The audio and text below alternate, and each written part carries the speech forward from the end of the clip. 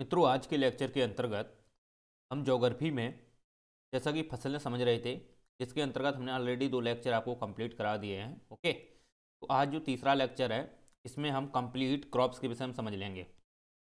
जो शेष फसलें बची हैं, जिसके अंतर्गत आप जानते हो कि कुछ ऐसी फसलें भी होती हैं जो बागवानी होती हैं, उनके विषय में थोड़ा समझना है। और खरीफ की फसलें तो आप जानते ही हो कि बहुत सारी फसलें आपको मिल जाएंगी, जिसमें आप जानते हो कि को मक्का भी मिल जाएगी और भी आपको जायद की फसलें भी मिलती हैं। तो इन फसलों को ज़्यादा नहीं समझना है। जो इम्पोर्टेंट फसलें हैं, जो एग्ज़ाम के पर्सपेक्टिव से काफ़ी इंपॉर्टेंट हैं और एग्ज़ाम में पूछी जाती हैं, उनसे संबंधित अगर किसी प्रकार की सरकार द्वारा, अगर प्राधिकरण द्वारा अगर कोई भी योजना चलाई जा रही है, प्रयोजन चलाए जा रहे हैं, तो वो फसलें समझना इंपॉर्टेंट है। ठीक है, वैसे तो बहुत सारी फसलें होती हैं, कोई आवश्यकता नहीं है ना। तो आज जो हम पढ़ेंगे ना, तो वो फसल जो रहेगी आज आज कुछ बागवानी फसलें को वैसे हम समझेंगे, जिसे हम व्यापारिक फसलें भी बोलते हैं। और साथ ही साथ दालें हैं, तो उनके विषय में भी समझेंगे। तो दालें में आप जानते हो इम्पोर्टेंट चीज़ें होती हैं। तो दालें हमारे भारत में इतना ज़्यादा नहीं होती हैं, इसको आयात करना पड़ता है। क्योंकि दालें की उपज अगर देखोगे तो आप जानते हो कि दालें जो हैं जैसे अरहर ले लो, ठीक है, जैसे तुअर भी बोलते हैं, मूंग है, चना है, ये क्या होती हैं? दालें आती हैं, ये दालों में होती हैं। तो दालें लगभग में आप देखोगे तो बहुत 7-8 प्रकार की दालें होती हैं। तो वो सभी दालें हैं, तो आप देखोगे एमएसपी के अंतर्गत उनको रखा गया है, मिनिमम सपोर्ट प्राइस है। तो दालें जो है सरकार एमएसपी पर ही खरीदती है, तो एमएसपी के अंतर्गत उनको रखा गया है। अब बात ये आती है कि दालें जो हैं, उन दालों में आप जानते हो जैसे अरहर है, मूंग है, चना है, उड़द है, ठीक है, मसूर, बहुत सारी ऐसी दालें होती हैं। तो ये जो दालें हैं तो भारत में इनकी खपत देखोगे तो काफ़ी ज़्यादा है। उस हिसाब का इसमें प्रोटेक्शन नहीं, सॉरी, इसमें प्रोडक्शन नहीं है, लेकिन उत्पादन नहीं है इतना, लेकिन इतना ज़्यादा इनका खपत होता है। राइट, तो इस वजह से भारत सरकार जो है इस पे बाहर से इसको आयात करती है। ओके, बाहर से आयात करती है, और साथ ही साथ जितना भी उत्पादन होता है तो गवर्नमेंट उसको एमएसपी पे पूरा परचेज कर लेती है, एक अच्छा प्राइस दे देती है आपको, किसान को अच्छा प्राइस देती है। तो उस जो प्राइस का जो रन रेट है, वो रन रेट एक डिसाइड हो जाता है कि आप इस रन रेट पे इसको परचेज किया जाएगा। तो वो भंडारण में रखते हैं। ओके, जो बफर स्टॉक होते हैं उसमें रख लेते हैं, ताकि वो आने वाले समय में आने वाली पीढ़ी को उसको दे सकें। ओके, जो आने वाली पीढ़ी है उसको दे सकें, ठीक है, और वर्तमान में जो पीढ़ी को अगर सुविधाएं देनी है उनको दे सकें। तो ये आपको चीज़ को पता होना चाहिए। तो आपको पता होना चाहिए जो राष्ट्रीय खाद्य मिशन के तहत जो भी पब्लिक जो डिस्ट्रीब्यूट सिस्टम है, राइट, पब्लिक जो डिस्ट्रीब्यूट सिस्टम है, तो उसके तहत जो ये उत्पादन को क्या किया जाता है, जो बफर स्टॉक में है उनको वितरण किया जाता है, सब्सिडी के तहत उनको दिया जाता है। तो आप एक चीज़ माइंड में सेट कर लीजिए कि गवर्नमेंट अगर कोई चीज़ प्रोवाइड करा रही है, गवर्नमेंट कोई चीज़ प्रोवाइड करा रही है, तो कहीं ना कहीं अगर वो चीज़ महंगी है तो गवर्नमेंट समझ लीजिए कि वो परचेज कर रही है, बाहर से परचेज कर रही है। क्योंकि हमारे देश में अगर देखा जाए तो कृषि वाले क्षेत्र में की गुणवत्ता है इतनी स्ट्रांग नहीं है, लेकिन फिर भी हमारे यहाँ पर काफ़ी मूल्यवान ऐसी फसलें हैं जो होती हैं, लेकिन उनका जो कहीं ना कहीं अगर वो मूल्य देखा जाए या उनकी खपत देखी जाए तो बहुत ज़्यादा है। राइट, तो उस हिसाब से इतना नहीं हो पाता है, तो गवर्नमेंट खरीदती है तो उसको सब्सिडी देती है, तो उसको कम करके वो क्या करती है, वितरण करा देती है। राइट, जो कोठे होते हैं उनसे वितरण करा देती है। अब बात ये आती है, तो जिसमें आप जानते हो दालें भी हैं, तो दालें में आपको देखो चना मिलते हैं। तो चना है, तो वैसे भी चना की आप देखोगे उपज इतनी नहीं है, फिर भी भारत में होती है। तो चना की अगर उपज देखोगे तो ये यूपी में भी आपको मिल जाएगी। राइट, राजस्थान वाले क्षेत्र में आपको चना मिल जाएगा। तो ऐसे क्षेत्रों में चना बहुत ज़्यादा होता है। तो इन क्षेत्रों में आप देखोगे तो इनसे क्या आप जानते हो कि पूरे भारत में इसका खपत हो जाती होगी क्या, या खपत को ये पूर्ण कर लेते हैं क्या? ऐसा नहीं है ना। तो इस वजह से गवर्नमेंट क्या है, इसको आयात भी करती है। ओके, चलिए, तो ये बात माइंड में होनी चाहिए। तो हम बात कर रहे थे दालों की। तो दालों के अंतर्गत आप जानते हो कौन कौन सी दालें आ जाती हैं। तो दालें में जैसे कि अरहर है, या अरहर को हम तुअर भी बोलते हैं, ठीक। इसके बाद मूंग की दाल है, चने की दाल है, उड़द की दाल है, इसके बाद और ये मसूर, मसूर की दाल है, राइट। इस प्रकार से ये कई प्रकार की दालें होती हैं, काली दाल है, राइट, और भी होती हैं दालें। तो ये 7-8 प्रकार की दालें होती हैं। ओके, तो ये दालें जो है, ये दालें जो है, इनका उत्पादन अगर देखोगे भारत में तो ठीक है, लेकिन फिर भी ये ज़्यादा से ज़्यादा उत्पादन नहीं हो पाता है, ताकि वो जितने भी लोग हैं जो खाने पीने वाले हैं, उपभोग करने वाले लोग हैं, उनको मिल सके। ओके, उनको मिल सके, तो इतना उत्पादन नहीं हो पाता है। तो अरहर क्षेत्र में आप जानते हो कि जो तुअर है, तो तुअर कहाँ सबसे ज़्यादा अगर अगर होती है तो आपको कहाँ मिलेगी? महाराष्ट्र में। तो महाराष्ट्र जो है वो तुअर के लिए जाना जाता है। ओके, महाराष्ट्र जो है वो तुअर के लिए जाना जाता है, अर्थात अरहर के लिए जाना जाता है। तो अरहर सबसे ज़्यादा होती है वो आपको महाराष्ट्र में मिल जाएगी। चलो, इसके बाद आप जानते हो कि मूंग है, चना है, वैसे होती तो सब जगह है। तो चना आपको राजस्थान में भी चना भी मिल जाएगा। ओके, राजस्थान में आपको महाराष्ट्र में आपको चना भी मिल जाएगा, राजस्थान में भी मिल जाएगा, यूपी में भी चना होता है, बिहार में भी हो जाता है। बिहार में बहुत कम होता है, जबकि इधर आप देखोगे यूपी वाले क्षेत्र में तो काफ़ी मिल जाता है चना। ठीक है, तो ये भी जो है ना, जो उष्णकटिबंधीय क्षेत्र होते हैं वहाँ पर ये फसलें आपको ज़्यादा देखने को मिलती हैं। ओके, हाँ, उष्णकटिबंधीय क्षेत्र होते हैं वहाँ पर ये फसलें आपको मिल जाती हैं। तो जैसे वैसे तो चना अगर देखोगे तो चना शुष्क में हो जाता है, तो शीतोष्णकटिबंध में भी देखने को मिल जाता है, जहाँ पे शुष्क प्रकार की अगर ज़मीन है या शुष्क प्रकार का जहाँ पे मौसम है, राइट।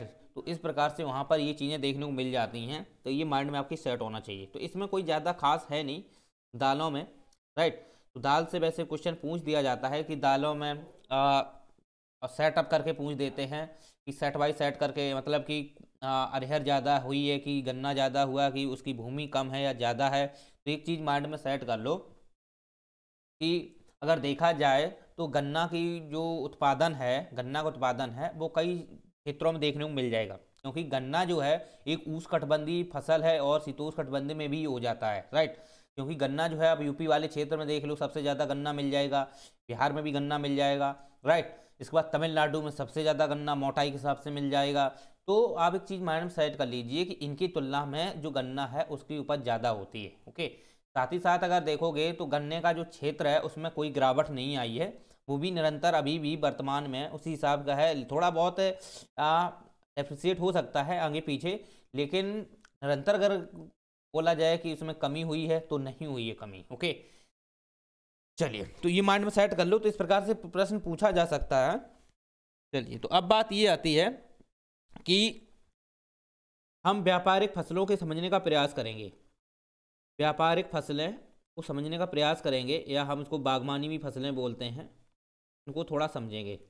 तो सरकार इन फसलों पे सबसे ज़्यादा फोकस करती है, क्योंकि ये फसलें हैं काफ़ी महत्वपूर्ण हैं और इनका जो सोर्स है वो इतना नहीं होता है, लेकिन इनका खपत काफ़ी ज़्यादा है और ये बहुत महंगी होती हैं। ठीक है, तो सबसे पहले एक चीज़ माइंड में सेट कर लो कि अगर हम चाय की बात करते हैं तो चाय भी एक प्रकार की व्यापारिक फसल है। रेशम आप देख लो, ठीक, जूट देख लो, ओके, तंबाकू है, राइट। तो ये इंपॉर्टेंट फसलें हैं, चाय है, जूट है, रेशम है ये बहुत ही इंपॉर्टेंट फसलें हैं। जैसे कैबा, कैबा आप देख लो, जैसे कैफीन होता है उसमें, ठीक है, कैबा आप देख लो। इसके बाद आप जानते हो कि रेशम है, इसके बाद नारियल है, गन्ना है। ये जो फसलें होती हैं जैसे नारियल, गन्ना, तो इन फसलों को अगर आप देखोगे बहुत ही इंपॉर्टेंट है। ओके, ये बहुत ही इंपॉर्टेंट हैं, इनको एक एक करके डिटेल से समझेंगे और यही आज का लेक्चर के अंतर्गत इनको हम डिटेल से समझ लेंगे। तो सबसे पहले हम स्टार्ट करते हैं चाय से। तो चाय को एक बात आपको समझ में आना चाहिए, ये एक प्रकार की उष्णकटिबंधीय फसल है। ओके, यानी कि ये ऐसे प्रदेश होते हैं जहाँ गर्म हो या शुष्क प्रदेश हो, उन प्रदेशों पर ये उत्पन्न होती है, राइट। साथ ही साथ इसकी जो मृदा अगर आप देखोगे तो ये लैटेराइट मृदा में पाई जाती है। लैटेराइट मृदा का मतलब होता है वो अम्लीय प्रकार की होती है। ओके, जैसे लैटेराइट मृदा अगर आप देखोगे,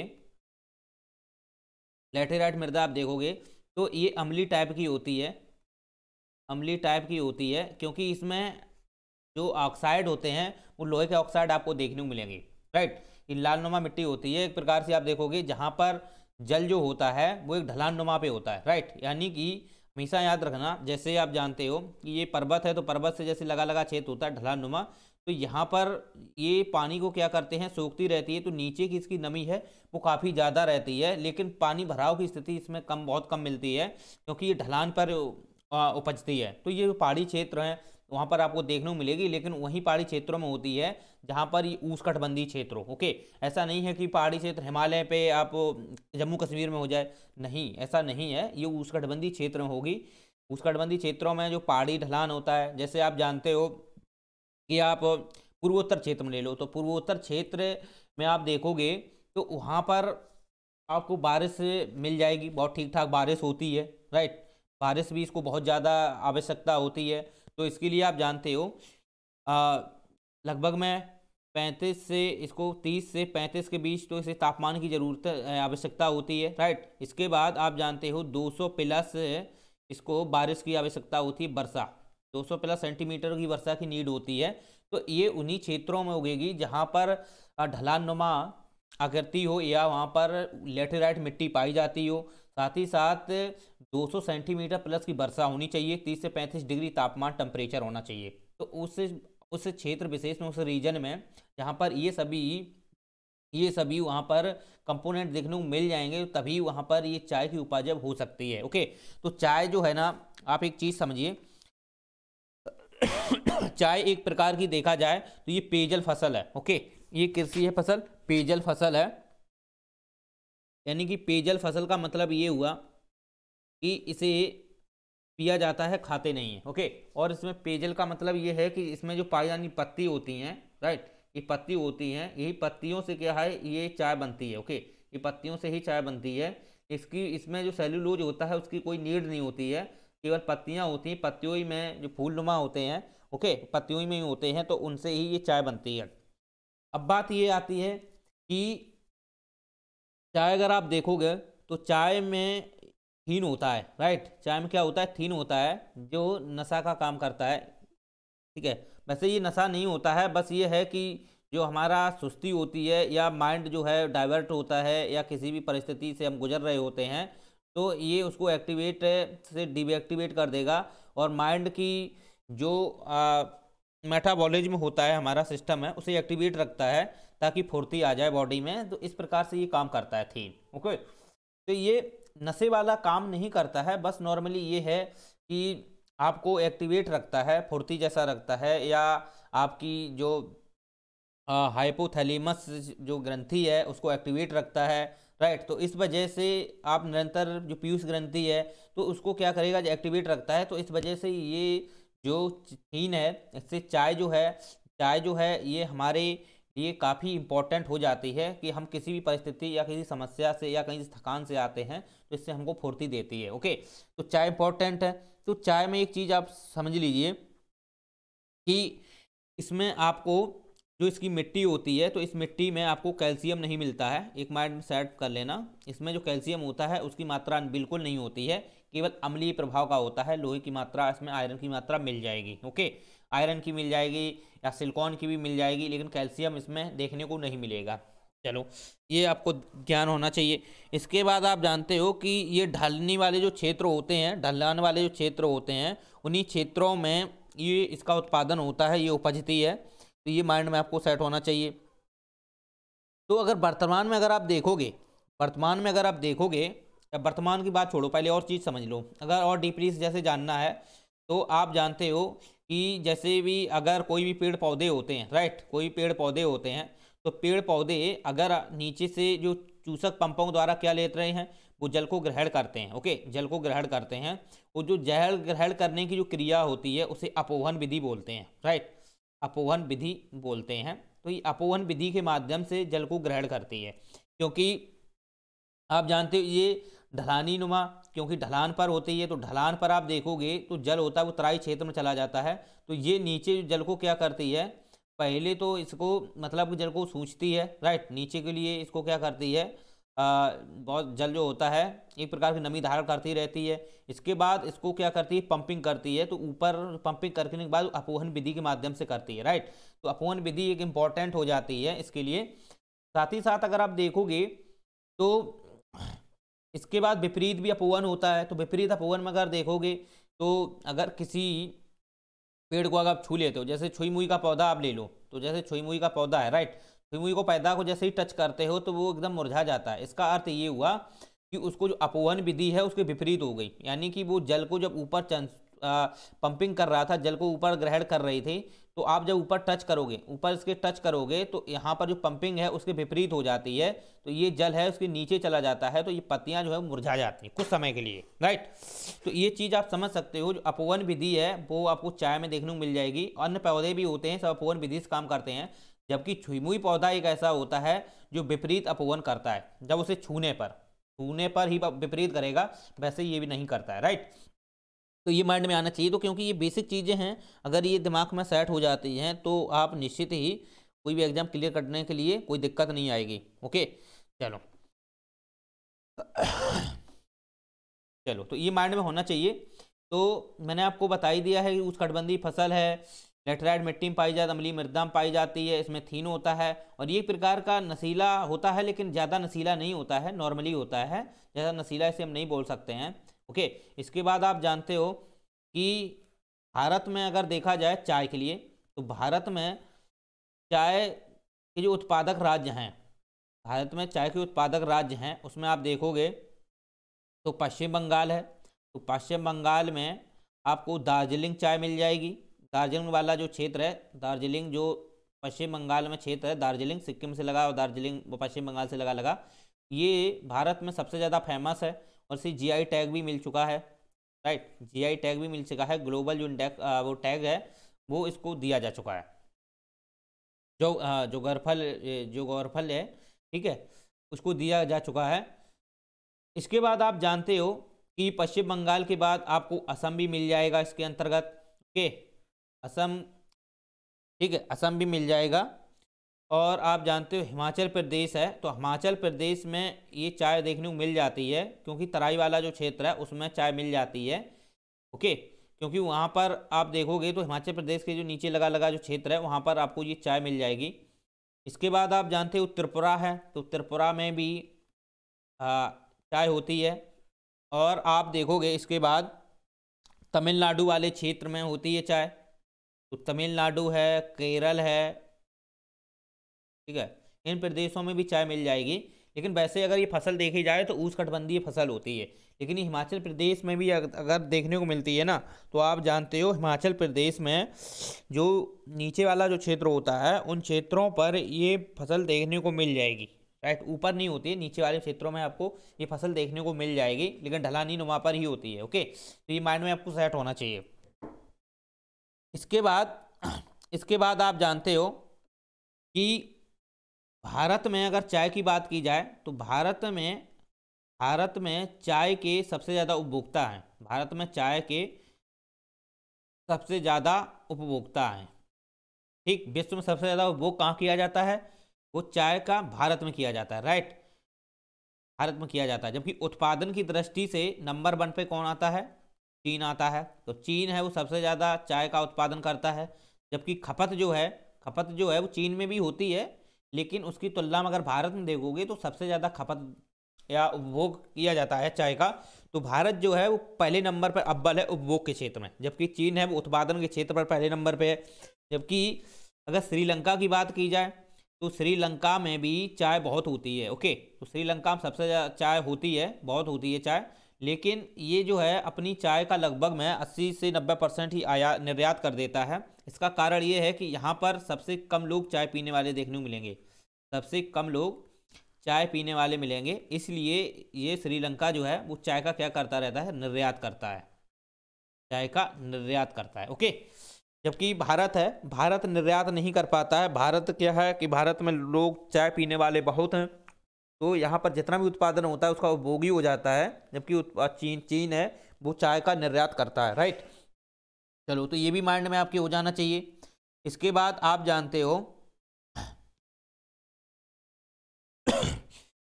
भारत कर लेता है लगभग, अगर देखा जाए तो ज़्यादा नहीं करता है, लगभग में 10% ही कर पाता है, 90% इसका उपभोग हो जाता है। ओके, 90% इसका उपभोग हो जाता है, 10% लगभग में कर पाता है। इसके बाद आप जानते हो कि ये चाय जो है, ये चाय जो है, ये इसकी कई सारी किस्में भी देखने को मिलेगी। जैसे किस्म की बात की जाए तो किस्म किस्म जो किस्म होती है इसमें ताइवान की किस्में हैं। जैसे ताइवान में किस्में होती हैं, जैसे आप जानते हो, जिसे नाम दिया गया है बुलंग मलंग, बुलंग मलंग, बुलंग मलंग।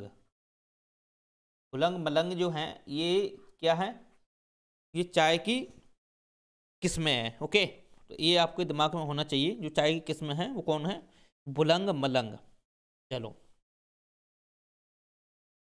तो चाय के विषय में इतना ही पर्याप्त है। अगर इसके विषय में और डिटेल से जानना हो तो जैसे और डिटेल से अगर आपको जानना है तो बता देते हैं।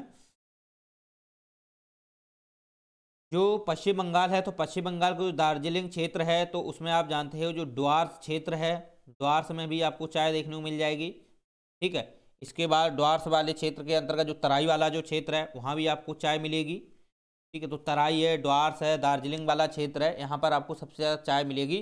तो दार्जिलिंग जो है, दार्जिलिंग है, उसे चाय का शैंपेन भी कहते हैं। चाय का जो शैंपेन है इसे कहते हैं दार्जिलिंग को। ये पीसीएस में पूछा जा सकता है, इंपॉर्टेंट क्वेश्चन है, माइंड में सेट होना चाहिए। इसके बाद आप जानते हो कि दक्षिण क्षेत्र में अगर देखा जाए तो दक्षिण क्षेत्र में 17% चाय होती है। उत्तर क्षेत्र में अगर देखा जाए तो उत्तर वाले क्षेत्र में 83% चाय होती है। तो उत्तर वाले क्षेत्र में कौन सा क्षेत्र है, इसमें हिमाचल प्रदेश आ जाएगा, पश्चिम बंगाल आ जाएगा, असम वाला क्षेत्र आ जाएगा, त्रिपुरा आ जाएगा, राइट। जबकि दक्षिण वाले में अगर देखा जाए तो केरल आ जाएगा और तमिलनाडु। ये 2 प्रदेश हैं, इसको माइंड में याद होना चाहिए। देखो, पश्चिम बंगाल, असम है, त्रिपुरा है, हिमाचल प्रदेश है, तो ये जो 4 हैं ऊपर के उत्तर वाले क्षेत्र में आ जाते हैं। जबकि तमिल और नाडु और केरल है, ये दक्षिण 17% होती है। चलिए, तो ये दिमाग में आपके क्लियर कट होना चाहिए।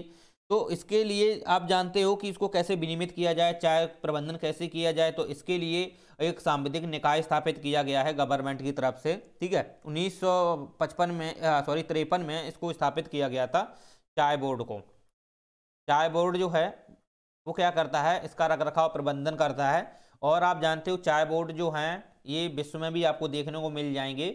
लेकिन बात ये आती है कि चाय बोर्ड है एक प्रकार का ये सांविधिक निकाय है, राइट। ये सांविधिक निकाय है, या इसे वैधानिक निकाय भी बोलते हैं। वैधानिक निकाय है। जितने भी बोर्ड हैं आपको, जितने भी बोर्ड आपको मिलेंगे सभी सांविधिक ही निकाय हैं, क्योंकि ये एक प्रकार के देखा जाए तो गवर्नमेंट द्वारा जो संसद होती है उसकी विधि द्वारा सब प्रक्रिया के तहत वैधानिक रूप से इनको दर्जा दिया जाता है। ठीक है, वैधानिक रूप से दर्जा दिया जाता है, तो इसे चाय बोर्ड मानते हैं। ओके, जैसे प्रशासकीय होते हैं, काफ़ी प्रशासकीय भी आपको मिल जाएंगे, तो वो सरकार द्वारा होते हैं, उसमें संसद की रोल नहीं होता है। लेकिन जो सांविधिक होते हैं वो संसद द्वारा किसी एक्ट के माध्यम से या किसी भी कानूनन तौर पर देखा जाए तो उसको स्थापित किया जाता है। तो यही इसी प्रकार से चाय बोर्ड की भी स्थापना जो हुई थी, चाय बोर्ड को प्रबंधन उसका रखरखाव करने के लिए, तो 1953 में हुई थी, राइट। और ये जो चाय बोर्ड है ये वाणिज्य मंत्रालय के तहत आता है, वाणिज्य मंत्रालय है। ओके, वाणिज्य मंत्रालय है, उसके तहत ये चाय बोर्ड आता है। तो इतना ज्ञान होना चाहिए। जबकि भारतीय बोर्ड का आप हेडक्वार्टर देखोगे तो कोलकाता है, राइट। का हेडक्वार्टर कोलकाता है। ये दिमाग में आपकी क्लियर कट होना चाहिए। चलो, तो चाय के संदर्भ में इतना ही काफ़ी है। नेक्स्ट फसल आती है आपकी इसी के अंतर्गत, अगर आप देखोगे जो बागवानी फसलें हैं उसमें कहवा। तो कहवा को थोड़ा और समझ लो, क्योंकि इंपॉर्टेंट फसलें हैं, उसके विषय में डिटेल से समझेंगे। और तो बहुत सारी फसलें होती हैं, तो ये आवश्यक नहीं है। तो कहवा, कहवा आप जानते हो, कहवा सबसे ज़्यादा कहाँ होता है, ब्राज़ील में होता है। कहवा में ब्राज़ील की मंडी आपको मिलेगी साओ पालो। तो साओ पालो जो है कहवा की मंडी है, वहाँ पे बंदरगाह भी है, उसमें बंदरगाह से वहाँ पर ये ब्राज़ील जो है सबसे ज़्यादा चाय कहवा का निर्यात करता है, राइट। कहवा आप अगर देखोगे तो ये भी एक प्रकार की जो फसल है, ये भी उष्णकटिबंधीय क्षेत्र में ही आती है। उष्णकटिबंधीय क्षेत्र में ये फसलें सभी ना उष्णकटिबंधीय क्षेत्र ही में ही आपको देखने को मिलेंगी, तो उष्णकटिबंधीय क्षेत्र में आती है। और आप जानते हो कहवा, कहवा अगर कहवा की अगर मिट्टी की बात की जाए तो मिट्टी इसके लिए एकदम नॉर्मल मिट्टी होनी चाहिए। ठीक है, बारिश ठीक ठाक होनी चाहिए, लगभग में 200 से लमसम बारिश होनी चाहिए, क्योंकि ये आप देखोगे तो कहवा वाला जो प्रदेश है वो आपको तटीय क्षेत्रों में देखने को मिलेगा। जैसे अगर कहवा का भारत की बात की जाए तो भारत का जो ये वाला रीजन है, ये वाला तटीय वाला जो क्षेत्र है, यहाँ पर आपको कहवा मिल जाएगा। ओके, यहाँ पर आपको कहवा मिल जाएगा। तो इन्हीं क्षेत्रों पर कहवा को उपजाया जाता है। ठीक है, तो ये एक प्रकार के आप देखोगे तो झाड़ी नुमा होते हैं। ठीक है, ये झाड़ी नुमा होते हैं, जैसे चाय है तो ये भी चाय भी एक झाड़ी नुमा होती है। ये कोई पौधे नहीं होते हैं, वैसे झाड़ी नुमा होते हैं। ठीक है, कोई पेड़ है ऐसा नहीं होता है, केवल झाड़ी नुमा होते हैं, झाड़ियाँ होती हैं। ये दिमाग में आपके होना चाहिए कि झाड़ी नुमा होते हैं। चलो, इसके बाद आप जानते हो कि कहवा वाला क्षेत्र तो आपको बता ही दिया भारत में कहाँ पे होता है, तो उष्णकटिबंधीय क्षेत्र में आते हैं, तो उष्णकटिबंधीय क्षेत्र में सबसे ज़्यादा होता है। राइट, इसके बाद आप जानते हो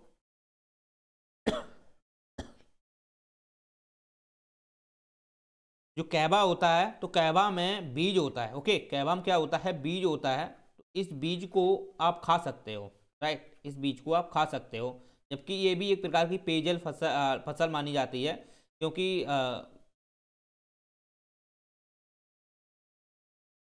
ठीक है, इसे खा सकते हो, क्योंकि ये आप जान सकते हो कि इसे जैसे जैसे का अगर पीना है तो उसके आप कहवा को जैसे आप पीना चाहते हो तो पीने के लिए उसमें कैफीन होता है। राइट, तो इसके बीज को खा सकते हो। अगर पीना है तो इसमें एक कैफीन होता है, तो कैफीन एक प्रकार का देखा जाए तो ये भी नशीला ही पदार्थ है। ये भी एक प्रकार का नशीला पदार्थ है। ओके, तो ये नशीला पदार्थ होता है जो एक प्रकार से देखा जाए तो ये लोगों को स्वस्थ करता है या माइंड को रिफ्रेश कर देता है। तो उसके लिए ये कैफीन उसमें मतलब मिला होता है कहवा में। तो ऐसे आप समझ सकते हो। जबकि आप देखोगे तो इसकी बहुत सारी किस्में भी हैं। जैसे किस्में अगर लिखना चाहो, इंपॉर्टेंट कुछ फैक्ट हैं वो लिख लो, और इसमें कोई खास नहीं। किस्म अगर देखोगे तो अरेबिका है। कोई अगर एग्जाम में पूछा जाए अरेबिका क्या है तो बोलना कि कहवा है। राइट, कहवा की किस्म है। इसके बाद रोबिस्टा, ठीक, रोबिस्टा भी है, रोबिस्टा है, अरेबिका है। ये दो इसकी किस्में हैं, बहुत ही महत्वपूर्ण किस्में हैं। चलो, तो इतना आपके लिए कहवा में जानकारी पर्याप्त है। ठीक है, सबसे ज़्यादा कहवा कहाँ होता है, ब्राज़ील में होता है। भारत में इतना कहवा नहीं होता है, तटीय वाले क्षेत्रों में आपको देखने को मिल जाएगा। जो तटीय वाले प्रदेश हैं वहाँ हो जाएगा, तो इसका भारत में ही खपत होती रहती है। चलो, इसके बाद तीसरा आती है तंबाकू। तो तंबाकू के विषय में थोड़ा जान लो। देखो, तंबाकू एक प्रकार की देखा जाए तो ये पुर्तगाल ने स्टार्ट किया था। भारत में अगर देखा जाए तो पुर्तगाली द्वारा लाई गई थी तंबाकू। और तंबाकू में क्या होता है, निकोटीन। राइट, तंबाकू में निकोटीन होता है। निकोटीन के साथ साथ इसमें आपको और भी पदार्थ मिल जाएंगे, जैसे हाइड्रोजन साइनाइड भी होता है इसी में। राइट, हाइड्रोजन साइनाइड भी होता है। इसके बाद सीसा भी होता है इसमें। ठीक, आर्सेनिक है। ये कुछ इसमें धातुएं देखने को मिल जाएंगी। सीसा, आर्सेनिक है, हाइड्रोजन साइनाइड पे है, ये गैस मिल जाएगी उसमें, और निकोटीन तो मिलता ही है। तो इसलिए आप जानते हो कि ये जो तंबाकू है ये काफ़ी एक प्रकार की जहरीली फसल मानी जाती है, लेकिन ये बहुत ज़्यादा नशीली होती है। ठीक है, बहुत ज़्यादा नशीली होती है। और आप जानते हो तंबाकू के आपको ज़्यादा कहीं लगाना नहीं पड़ता है। ये आपने देखे हो झाड़ी नुमा मतलब लग जाते हैं अपने आप। कहीं कहीं आपने देखे हो तंबाकू के लगाए भी जाते हैं, लेकिन ऑटोमेटिक आपने देखे हो जो तटीय क्षेत्र होते हैं या कहीं आपने देखे हो झाड़िया नुमा क्षेत्र होते हैं, वहाँ पर तंबाकू के आपको पेड़ पौधे ये मिल जाते हैं। तो आप ऐसे समझ सकते हो। चलो, तो ये तंबाकू जो है अगर आप देखोगे तो इससे बहुत ज़्यादा प्रभाव पड़ता है। ठीक, इससे बहुत ज़्यादा प्रभाव पड़ता है। लगभग में आप देखोगे तो कम से कम इससे हर साल अगर देखोगे तो 13 लाख लोगों की मृत्यु हो जाती है भारत में ही। ठीक, 13 लाख लोगों की मृत्यु आपको इसी तंबाकू से ही देखने को मिलती है। क्योंकि तंबाकू में आप देखो कि शीशा होता है, तो शीशा जो है ये कैंसर का काम कर देता है। आर्सेनिक भी है, हाइड्रोजन सल्फाइनाइड भी है। तो ये आप जानते हो जो ब्लड होता है, ठीक है, ब्लड जो होता है उसमें ऑक्सीजन की मात्रा को क्या कर देता है, कम कर देता है। तो धीरे धीरे ऑक्सीजन है आप सांस नहीं ले पाओगे। तो और साथ ही साथ शीशा भी है, तो ये भी सीधा सीधा आपके किडनी पर प्रभाव डालेगा। राइट, फेफड़ों पर प्रभाव डालेगा। ठीक है, आर्सेनिक है, तो इनकी वजह से क्या होता है कि इंसान की मृत्यु हो जाती है। राइट। बात ये आती है कि तम्बाकू जो है, इससे आप देखोगे तो कितना प्रभाव पड़ता है। 13 लाख हर साल से प्रभावित होते हैं, इनकी मृत्यु होती है। साथ ही साथ आप जानते हो इसके जो धुआं होता है, ठीक, इसका जो धुआं होता है आप जानते हो इसके धुआं जो है, जो बॉडी में आप लेते हो तो इसमें कार्बन इकट्ठा होता जाता है। राइट, कार्बन इकट्ठा होता जाता है। तो जैसे ही कार्बन की मात्रा ज़्यादा वृद्धि होती है, कार्बन की मात्रा में ज़्यादा वृद्धि होती है, तो हमारी जो पाचन क्रिया है या ब्लड सर्कुलेशन है वो इतना सर्कुलेशन है वो इतना परिसंचरण नहीं कर पाता है। राइट, तो इस वजह से कार्बन जो ज़्यादा से ज़्यादा जम जाता है ना, वो जम जाता है, फेफड़ों में जाके जम जाता है। तो फिर जो श्वास है, श्वास नली है, वो भी आप देखोगी तो ऑक्सीजन की जो मात्रा है वो पर्याप्त नहीं हो पाती है, तो कार्बन की मात्रा बढ़ती जाती है। तो इस वजह से कार्बन की जो वृद्धि है वो ज़्यादा हो जाती है ऑक्सीजन की तुलना में, तो इस वजह से जो इंसान है उसकी मृत्यु हो जाती है। ओके, इसके बाद आप जानते हो ये धुआं जो होता है, इसमें आप देखो हाइड्रोजन साइनाइड भी इसमें मिल जाता है। तो इसमें आर्सेनिक के भी आपको कण मिल जाएंगे, सीसा के भी इसमें कण मिल जाएंगे। तो ये हमारे वायुमंडल को भी प्रभावित करता है। तो वायुमंडल में जैसे जो ग्रीन हाउस गैस है, राइट, ग्रीन हाउस गैस है, तो उसमें ये वृद्धि करेगा। राइट, इसी के बाद आप जानते हो कि मृदा है, तो मृदा मृदा का जो जल होता है उसमें, मृदा जल है उसमें भी ये प्रदूषण का काम कर देता है, क्योंकि इसमें आर्सेनिक होता है। तो आर्सेनिक आपको पता होना चाहिए, आर्सेनिक आपको जल में मिल जाते हैं। राइट, जल में आर्सेनिक मिल जाता है। राइट, सीसा भी आपने देखा हो। तो इसके कहीं ना कहीं जो कण होते हैं, जो सूक्ष्म कण होते हैं, वो मृदा में भी घुल मिल जाते हैं। राइट, उनमें घुल जाते हैं जा करके, तो फिर वो हमारे बॉडी को प्रभावित करते हैं। जल पीते हैं तो बॉडी को प्रभावित करते हैं। तो तम्बाकू कहीं ना कहीं बहुत ज़्यादा प्रभावशील मानी जाती है। चलो, तो फिर इस पे लिए आप जानते ही हो कि ये किसका मतलब एक प्रकार से कौन कौन से रोग पैदा करती है। तो आप जानते हो जैसे गैर संचारी रोग आपने सुने हो। तो गैर संचारी रोग ऐसे होते हैं जो आप जानते हो जिनको सीधा अटैक कर देते हैं। राइट, वो सीधा अटैक करते हैं बॉडी में, लेकिन वो सीधे सीधे आपकी श्वास नली है उस पर प्रतिबंध लगा देते हैं, या हृदय में जो ब्लड है, सर्कुलेशन है, उस पर नियंत्रण कर देते हैं। राइट, तो इस प्रकार के गैर संचारी रोगों को ये मतलब कि इससे मतलब एक्टिव हो जाते हैं। तो आप एक माइंड में सेट कीजिए, जैसे कैंसर है तो गैर संचारी रोग के अंतर्गत आप शामिल कर लो। जैसे कैंसर है, ओके, उसके बाद मधुमेह भी है। तो कैंसर है, मधुमेह है और हृदय रोग है। राइट, तो ये कुछ गैर संचारी रोग हैं। ये यूपीएससी में पीवाईक्यू में पूछा जा सकता है, प्रीलिम्स में आ सकता है कि गैर संचारी रोग कौन कौन से होते हैं, तम्बाकू से होने वाले रोग कौन कौन से हैं। तो आपको माइंड में ये तो याद आ जाएगा, हाँ कैंसर है, ठीक, कैंसर तो क्लियर है। तो मधुमेह में आपको फिर प्रॉब्लम आ जाएगी, या हृदय रोग है तो ये भी सही है, कर सकते हो अनुमान कॉन्फिडेंस से, लेकिन मधुमेह नहीं कर पाओगे। मधुमेह में थोड़ा दिक्कत आएगी एस्पिरेंट को। तो मधुमेह आपको याद होना चाहिए कि मधुमेह भी जो है ना, वो गैर संचारी रोग ही है जो तम्बाकू से ही फैलता है। राइट, चलो, तो ये आपके दिमाग में क्लियर कट होना चाहिए। और तम्बाकू जो है उष्णकटिबंधीय फसल है, और ये आपको उष्णकटिबंधीय क्षेत्र जो नीचे के दक्षिण साइड का जो क्षेत्र है उसमें आपको तम्बाकू मिल जाती है। और पूर्वोत्तर क्षेत्र में तो ये बागवानी फसलें होती हैं, क्योंकि उधर पूर्वोत्तर क्षेत्र है वो उष्णकटिबंधीय क्षेत्र में आ जाता है। ठीक है, वैसे आता तो वो शीतोष्ण में है, लेकिन उसका कुछ क्षेत्र उष्णकटिबंधीय में भी आता है। इसके बाद आप जानते हो तो वहाँ पर अगर आप देखोगे तो वर्षा ज़्यादा होती है। ठीक, वर्षा उधर ज़्यादा होती है। तो ये जो फसलें होती हैं, तो वर्षा जहाँ पर ज़्यादा है उसका घनत्व तो ज़्यादा है, तो वहाँ पर ये फसलें जो हैं काफ़ी मात्रा में उपज प्रदान करती हैं। तो ये चीज़ें आप समझ सकते हो। इसके बाद आप जानते हो जूट की बात की जाए तो जूट जो है, या उसे पटसन भी बोलते हैं, चौथे नंबर पे आती है जूट। तो जूट या पटसन, अगर इसको और समझना चाहो तो इसके लिए गवर्नमेंट ने बहुत सारे प्रयास किए हैं। एक मिनट, तम्बाकू को नियंत्रण करने के प्रयास हैं, अंतर्राष्ट्रीय स्तर पे भी किए गए हैं, राष्ट्रीय स्तर पर भी किए गए हैं। जैसे जैसे आप सरकार का एम सेक्शन आप प्रोग्राम देख लो। ठीक है, एम सेक्शन, ये तम्बाकू को नियंत्रण करने के लिए सरकार का कार्यक्रम है, एक डिजिटल पहल है। ओके, तो सरकार का जो एमएस एक्शन कार्यक्रम है एक प्रकार की डिजिटल पहल है और ये एप्लीकेशन के माध्यम से लोगों को जागरूक किया जाता है, राइट। और तंबाकू से खाने के लिए रोक भी की जाती है, राइट। तो आपने देखा हो कि इनका अपना एक ट्रेडमार्क होता है और ये देखा जाए तो अपनी एक पहचान रखते हैं, राइट। तो ये आप जानते हो कि इनका जो भी ये पुड़िया बनाते हैं तो उस पुड़िया पर आपने देखे हो कि ये अंकित किया जाता है कि ये जानलेवा हो सकता है, राइट। ये जानलेवा हो सकता है क्योंकि कोई भी कंपनी है वो कंपनी बिना लाइसेंस के काम नहीं करती है। अगर वो कोई भी ऐसा नशीला पदार्थ बनाती है, ओके, तो वो उस पर ये चीज़ें देनी पड़ती हैं ट्रिप्स के माध्यम से, राइट। वो ये चीज़ें देनी पड़ती हैं या कि आपको कुछ ऐसा ट्रेडमार्क देना पड़ेगा कि हाँ कोई पहचान है कि इस चीज़ को आपको नहीं खाना है। ये गवर्नमेंट द्वारा इश्यू होता है, यानी कंपनी द्वारा इश्यू होता है कि ये आपकी जान के लिए हानिकारक हो सकता है, आपकी रोग जैसी समस्याओं से ग्रस्त कर सकता है या कैंसर को पैदा कर सकता है। तो फिर भी लोग क्या खाते हैं कि नहीं।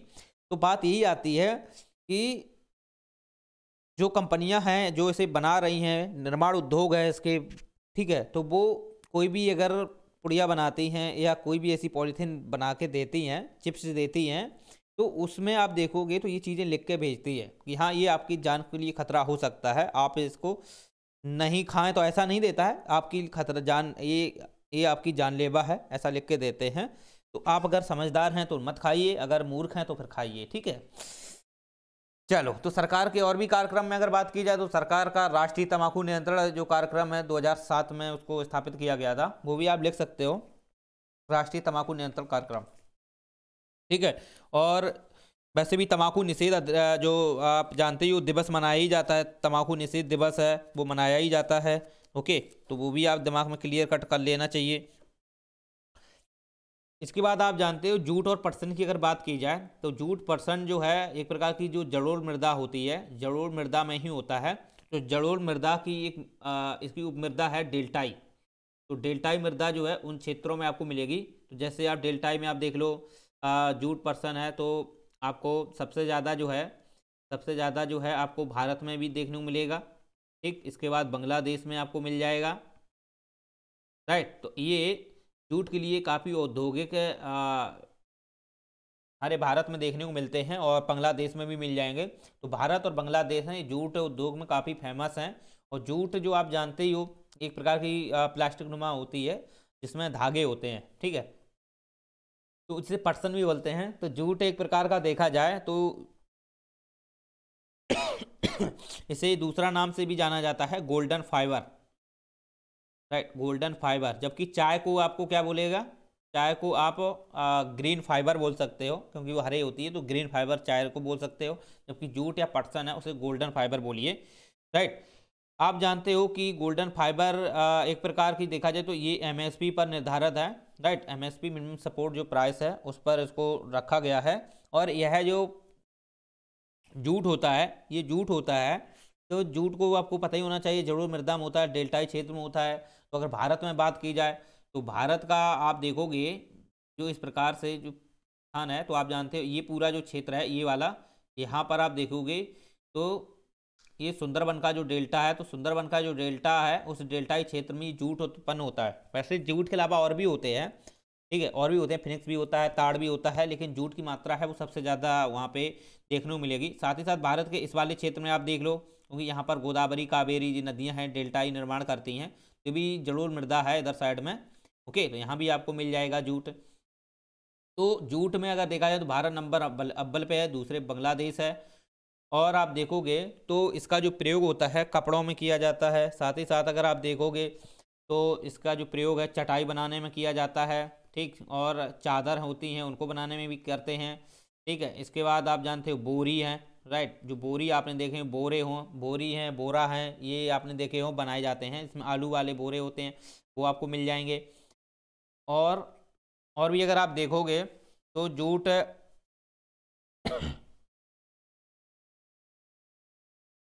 जैसे रस्सी है, रस्सी भी आपको मिलेगी, ओके। सूत है, कालीन है, ठीक है। ये आपके माइंड में होने चाहिए। तो जूट से जो उत्पादन होता है, इससे क्या क्या वस्तुएं बनाई जा सकती हैं, इसका उपयोग किस किस में लाया जा सकता है। तो जैसे जूट थैली है, जिसे चटाई बोलते हैं, चटाई है, जूट थैली है, बोरी है, रस्सी है, सूत है, कालीन है।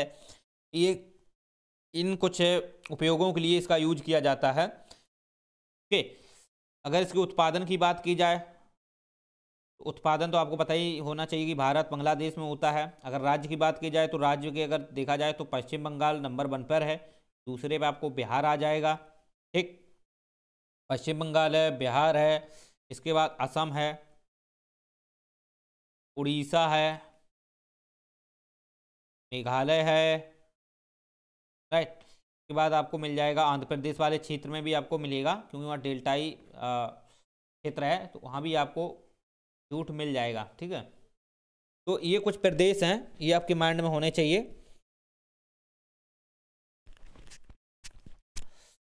चलो, और भी जैसे इससे जैकेट भी बनती है, एक भी माइंड में क्लियर कर लो। जैकेट जो होती हैं, आप अब तो जैकेट पहले नहीं, पहले ये जो जैकेट पहनते हैं ये नहीं, अब नई जैकेटें आने लगी हैं, ठीक है, जूट वाली। तो वो जैकेटें मार्केट में उपलब्ध हो गई हैं, तो वो भी बनने लगी हैं इसी से। चलो, अब बात ये आती है कि सरकार द्वारा इसके संदर्भ में क्या पहले की गई हैं। तो सरकार ने कई सारे इसमें कदम उठाए हैं। जैसे आप जानते हो, गोल्डन फाइबर क्रांति है, ठीक है, गोल्डन फाइबर क्रांति, गोल्डन फाइबर क्रांति, जिसे मैस्टा प्रौद्योगिकी मिशन भी बोलते हैं, मैस्टा प्रौद्योगिकी मिशन। ठीक है, इसके उत्पादन के लिए, इसके पोषक तत्वों की मात्रा गुणवत्ता में वृद्धि करने के लिए कुछ ये प्रोग्राम सरकार चलाती है। साथ ही साथ इसकी पैकेजिंग करने के लिए जूट पैकेजिंग सामग्री अधिनियम भी है, पैकेजिंग सामग्री अधिनियम है। इसके लिए सरकार ने पूरा एक अधिनियम बना रखा है। ओके, ये 1987 में स्थापित किया गया था, ये अधिनियम एक्ट पारित किया गया था। और आप देखोगे तो सरकार के लिए तो जियो जो टेक्सटाइल है, ठीक है, जूट जियो टेक्सटाइल है, उसको भी आप लिख सकते हो। इसके बाद जूट स्मार्ट इलेक्ट्रॉनिक जो कार्यक्रम है, जैसे जूट जियो टेक्सटाइल, राइट। इसके बाद आप जानते हो कि जूट स्मार्ट इलेक्ट्रॉनिक कार्यक्रम, जूट स्मार्ट इलेक्ट्रॉनिक कार्यक्रम, ये भी इसमें शामिल आप कर सकते हो। ओके, तो ये माइंड में आपके होना चाहिए, ये माइंड में होना चाहिए कि गवर्नमेंट ने कौन कौन सी कुछ योजनाएं हैं जूट या पटसन को लेकर के, कौन कौन सी योजनाएं चला रही है, तो वो दिमाग में आपके क्लियर कट होना चाहिए। चलो, इसके बाद आप जानते हो नेक्स्ट जो बागवानी के अंतर्गत ही फसल आती है, वो आती है आपकी रेशम। रेशम, तो रेशम आप देखोगे जो कीट होते हैं, कीट पतंगे होते हैं, ऐसे नहीं कि सभी कीट पतंगे हों, जो कीट पतंगे होते हैं उनसे निकाला जाता है, जैसे सेरीकल्चर बोलते हैं। जो रेशम कीट होते हैं, रेशम तो रेशम कीट के ही नाम से जानते हैं। तो जो रेशम कीट होते हैं, तो रेशम कीट में आप जानते हो 2 प्रकार की विधियाँ होती हैं। तो पहली तो एक माइंड में होना ये चाहिए कि इसका जो क्यूपा होता है, ठीक है, इसका जो क्यूपा होता है उसे नष्ट करते हैं, और उसे नष्ट करने के बाद इसे हाइपोबिलियन में डुबो देते हैं। ओके, तब ये रेशम बनता है। वैसे ऐसे रेशम नहीं बनता है, पहले इसके लिए 2 प्रोसेस होती हैं। पहली बात तो इसको क्यूपा होता है, तो क्यूपा से पहले भी एक प्रोसेस होती है, ठीक, उसे कोई ज़्यादा खास जानने की नहीं है, बस डायरेक्ट ये समझ लो कि रेशम जो होता है, जब रेशम जो कीट होते हैं, पहले यहाँ से समझो, रेशम जो कीट होते हैं ये अपना कुछ उत्सर्जी पदार्थ छोड़ते हैं, उत्सर्जी पदार्थ छोड़ते हैं, राइट। यही उत्सर्जी पदार्थ जो पदार्थ होता है वो इकट्ठा होता जाता है, इकट्ठा होता जाता है। जैसे इकट्ठा होता है तो वो क्या करता है, कोकूनों का निर्माण कर लेता है, कोकूनों का वो निर्माण करता है, राइट। अब कोकूनों का निर्माण करता है तो कोकूनों को जब तोड़ते हैं, कोकूनों जब तोड़ते हैं तो उसे क्यूपा, क्यूपा बोलते हैं। क्यूपा को जब तोड़ते हैं तो इसी क्यूपा को तोड़ने के बाद जो उसमें निकलता है, जो उसमें निकलता है उसे हाइपोबिलियन में डुबो देते हैं, राइट। उसे हाइपोबिलियन में डुबो देते हैं। तो यही हाइपोबिलियन में जब डुबाते हैं तो उसे निकालने के बाद यही रेशम बन जाता है। ओके, इस प्रकार की कुछ प्रोसेस विधि है, वैसे इसमें कोई जानना जरूरी नहीं है। चलो, अगर उत्पादन की बात की जाए तो उत्पादन में अगर आप देखोगे तो सबसे ज़्यादा उत्पादन इसका चीन में होता है, नंबर दूसरे पे भारत में होता है। ओके, तो ये चीन भारत हैं, इनको ही आप समझ लो। अगर इसे जीव उत्पाद भी बोलते हैं, ठीक है, इसे जीव उत्पाद बोलते हैं क्योंकि ये जीव से निकाला जाता है ना, तो इसे जीव उत्पाद बोलते हैं। और आप देखोगे तो रेशम के लिए बहुत सारे निदेशालय गवर्नमेंट ने खोल रखे हैं, 17 निदेशालय कम से कम एक्टिवेट हैं वर्तमान में। तो 17 निदेशालय हैं जो काम कर रहे हैं, ठीक है, रेशम के क्षेत्र में 17 निदेशालय हैं, 17। उत्पादन राज्य की बात की जाए, अगर उत्पादन राज्य की अगर बात करते हैं तो इसके अंतर्गत आप जानते हो सबसे नंबर 1 पे आपको मिल जाएगा कर्नाटक। ओके, कर्नाटक के बाद आपको आंध्र प्रदेश मिलेगा, कर्नाटक है, आंध्र प्रदेश है, तमिलनाडु है, ठीक। सबसे फर्स्ट नंबर पे आपको कर्नाटक है, दूसरे पे आंध्र प्रदेश है, तीसरे पे तमिलनाडु है, चौथे पे जम्मू कश्मीर भी है। ओके, जम्मू कश्मीर में भी रेशम का उत्पादन किया जाता है। चलो, अगर आप देखोगे तो इसका उपयोग जो है या प्रयोग है कहाँ कहाँ होता है, इसका उपयोग अगर आप देखोगे तो बनारस की जारी, बनारस की आपने देखा हो, बनारस की जो साड़ी या जारी होती है, ओके, तो बनारस की आप देखा हो, इसमें फूल पत्ती लगे होते हैं, फूल है, पत्ती है, राइट। मछली की भी आकृति मिल जाती है, कभी कभी पक्षी जो होते हैं इसमें आपको मिलेंगे, ठीक है, ठीक है, इसमें उपयोग की जाती है, बनारस की जारी है। इसके बाद आप जानते हो जो बांधकर जो रंगाई की कला है उसमें भी इसका यूज किया जाता है, बांधकर रंगाई की कला, बांधकर रंगाई की कला है, उसमें भी यूज किया जाता है। और बांधकर रंगाई कला में आपने जो देखा हो, दो चीज़ें आती हैं इसके अंतर्गत, जैसे बापथा आमरू, ठीक है, बापथा है, आमरू है, ये इसमें कलात्मक कुछ कृतियाँ होती हैं जो इसमें शामिल की जाती हैं बांधकर रंगाई की कला में, ठीक है। तो ये किससे होता है, रेशम से ही होता है, रेशम से ही होता है। इसके बाद आप जानते हो ईकत, आपने ईकत नाम सुना हो, तो ईकत जो है वो उड़ीसा में आपको मिलेगा, ईकत की जो साड़ी है जो वहाँ की जड़ी है वो मिल जाएगी उड़ीसा में। इसके बाद आप जानते हैं पटोला, पटोला आपने देखा हो गुजरात में मिलेगा, पटोला गुजरात, राइट। इसके बाद तनछुई है, तनछुई भी आपको गुजरात में मिल जाएगा, तनछुई है ये आपको गुजरात में मिलेगा, पटोला है गुजरात में मिल जाएगा। तो इसमें ये यूज किया जाता है, ठीक है, इसमें ये यूज किया जाता है। चलो, तो इतना आपको जानने के लिए पर्याप्त रेशम के विषय में। इसके बाद जानते हो नारियल की बात की जाए तो नारियल भी आपको कहाँ मिल जाएगा, तो नारियल आपको केरल वाले क्षेत्र में मिलेगा, और केरल वाले क्षेत्र में देखा जाए तो जैसे वहाँ पे ताड़ फिनिक्स ये भी वहाँ मिल जाएंगे इसके साथ साथ, लेकिन ये साल्टी जहाँ पे भूमि मिलेगी, राइट, मतलब जल भराव दलदली क्षेत्र मिलेंगे साल्टी वाले, जहाँ पे नमक की मात्रा ज़्यादा है, तो वहाँ पर ये नारियल की ज़्यादा उपज होती है। नारियल आप एक देखोगे तो नारियल के अंदर आप देखोगे तो उसमें जल भी निकलता है, तो वो जल आपने देखोगे तो खट्टा मीठा साइड सा लगता है, तो वो आप देखोगे जो बनता है ना तो वो साल्टी नुमा भी होता है, साल्टी नुमा भी होता है क्योंकि वो साल्ट में ही उसकी उपज होती है। ओके, साथ ही साथ देखोगे तो उसकी मिट्टी है, मिट्टी में आपको वैसे साल्टी नुमा ही होता है, लेकिन मिट्टी जो है दोमट आपको देखने को मिल जाएगी, तो दोमट वाली मिट्टी है उसमें आपको नारियल मिल जाएगा देखने को। चलो, तो इतना पर्याप्त है आपको, वैसे तो जलवायु तो आपको पता ही है, आर्द्र उष्ण जलवायु होनी चाहिए। तो उत्पादक में अगर आप देखा जाए तो उत्पादन के जो क्षेत्र में तो सबसे ज़्यादा केरल ही माना जाता है।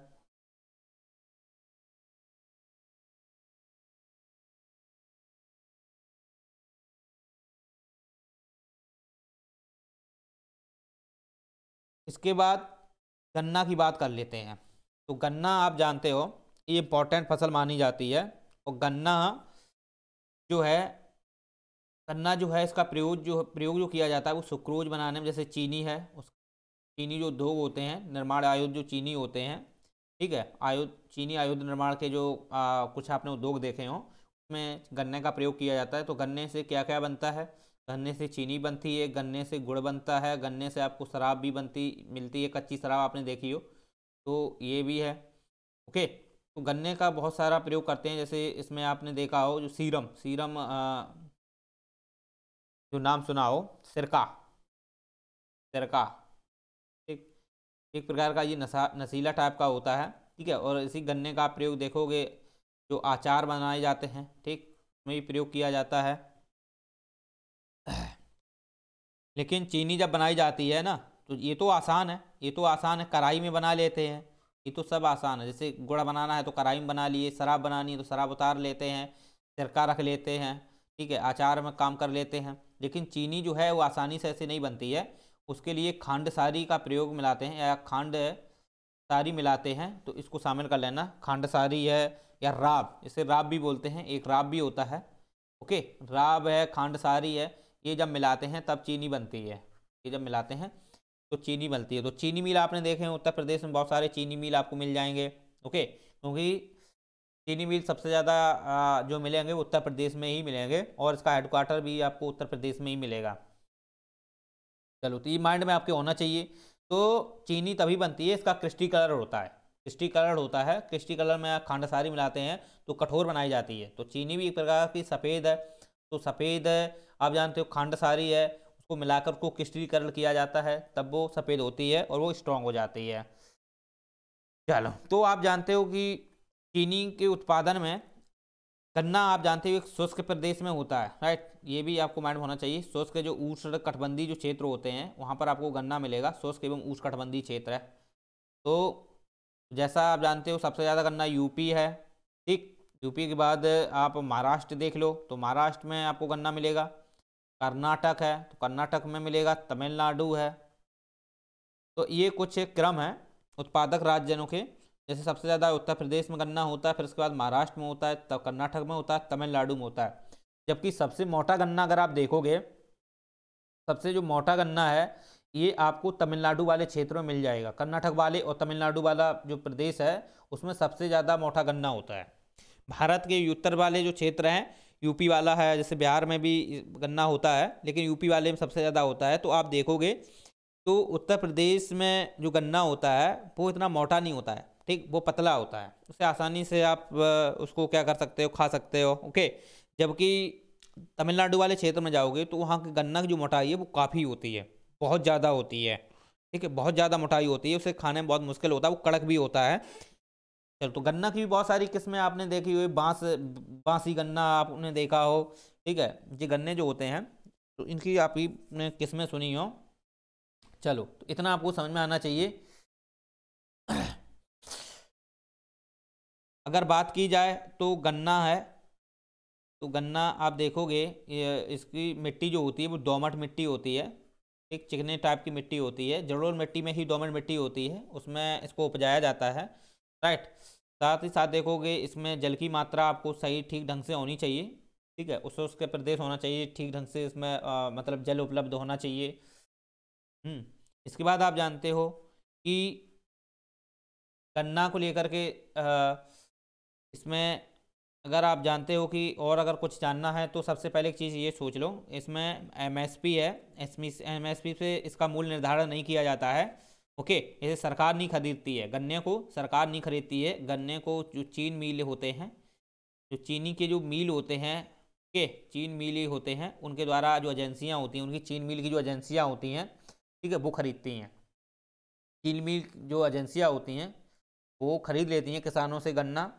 ओके, तो गन्ने का जो मूल निर्धारण होता है, गन्ने का जो मूल निर्धारण होता है वो अगर आप देखोगे किसके द्वारा किया जाता है, तो वो एक उचित लाभकारी मूल्य, उसे वैसे तो मूल तो उचित लाभकारी बोला जाता है, जैसे उचित लाभकारी मूल्य, एफआरपी, एफआरपी इसे बोलते हैं, ठीक है। तो एफआरपी यानी उचित लाभकारी मूल्य पर ही इसे डिसाइड किया जाता है। जो चीन मिल होते हैं, ठीक, जो लोग होते हैं चीन मिल के, तो वो जब इसे खरीदते हैं गन्ने को किसानों से, तो वो उचित लाभकारी मूल्य पर खरीदते हैं, उचित लाभकारी मूल्य पर खरीदते हैं, वो एमएसपी पे नहीं खरीदते। एमएसपी हमेशा गवर्नमेंट होती है, वो एमएसपी पे खरीदती है। जबकि कोई अगर एजेंसी है या कोई प्राइवेट संस्था है, ओके, अगर वो परचेज करती है तो वो उचित लाभकारी मूल्य पर परचेज करती है। तो गन्ना आप देख लो, ठीक है। तो गन्ना एमएसपी के अंतर्गत शामिल नहीं है, वो इसीलिए नहीं है क्योंकि उचित लाभकारी के जो मूल्य होता है उसको जो मिल होते हैं उनके द्वारा परचेज किया जाता है, वो किसानों से डायरेक्ट परचेज कर लेते हैं। ठीक है, तो ये माइंड में आपके सेट होना चाहिए। लेकिन एफआरपी अगर जो निर्धारण किया जाता है वो आवश्यक वस्तु अधिनियम 1955 के तहत निर्धारण किया जाता है। ये भी आप क्लियर कट कर लो, जो आवश्यक वस्तु अधिनियम 1955 है, इसके तहत जो उचित लाभकारी मूल्य है इसका निर्धारण किया जाता है। ओके, चलिए, तो इतनी भी जानकारी होना चाहिए। साथ ही साथ आप देखोगे तो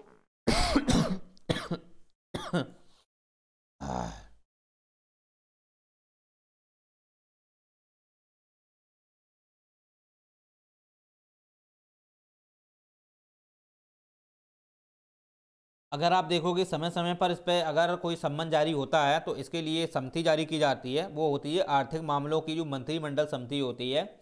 उसके तहत आप जानते हो, अगर जैसे आपने रंगराजन समिति देखी हो, ठीक, तो रंगराजन समिति जो है वो उचित लाभकारी मूल्य पर ही निर्भर है। ओके, साथ ही साथ इसे जो एक्टिवेट करने के जो या इसको मतलब कि इसको क्रियान्वित करने के लिए एक समिति है, वो आर्थिक मामलों की जो मंत्रिमंडल समिति है, जो आर्थिक मामले सुनवाई आर्थिक मामले देखती है, उसी के तहत इसको डिसाइड करते हैं। लेकिन ये जो निर्धारण किया जाता है वो आवश्यक वस्तु अधिनियम 1955 के तहत किया जाता है। वो करता कौन है? आर्थिक मामलों की मंत्रिमंडल समिति करती है, और वो समिति कौन थी? रंगराजन समिति।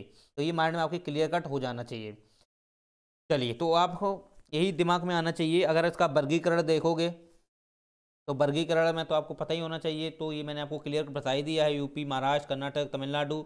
अगर विश्व स्तर पर देखोगे तो सबसे ज़्यादा ब्राज़ील में गन्ना होता है, इसके बाद यूपी में, भारत में। ठीक, तो पहले नंबर पे ब्राज़ील है। ठीक है, पहले नंबर ब्राज़ील है, दूसरे पे भारत है। तो पहले पे ब्राज़ील है और दूसरे पे भारत है। चलिए, तो इतना आपको पता होना चाहिए। तो ये कुछ मुख्य फसलें थी। वैसे रागी भी है। ठीक है, जैसे मोटा अनाज आप देखोगे तो मोटा अनाज के अंतर्गत आप शामिल क्या क्या कर लेते हैं, तो मोटा अनाज में आपको शामिल करते हैं जैसे रागी है, मक्का है, बाजरा है। ये सभी मोटे अनाज होते हैं। ठीक है, मक्का है, बाजरा है, रागी है, गेहूँ, तो इनको सबको हम क्या कर लेते हैं, मोटे अनाज में शामिल कर लेते हैं। और सबसे ज़्यादा जो मोटा अनाज होता है वो राजस्थान में होता है। सबसे ज़्यादा जो मोटा अनाज आपको मिलेगा वो राजस्थान में मिलेगा। चलिए, उम्मीद करते हैं आपको लेक्चर अच्छा लगा होगा। एक बार दो बार देखोगे तो क्लियर कट समझ में आ जाएगा। अच्छा लगा हो तो लाइक से सब्सक्राइब कीजिए और डिस्क्रिप्शन बॉक्स में जाकर के टेलीग्राम को ज्वाइन कर लो। ठीक, चलो।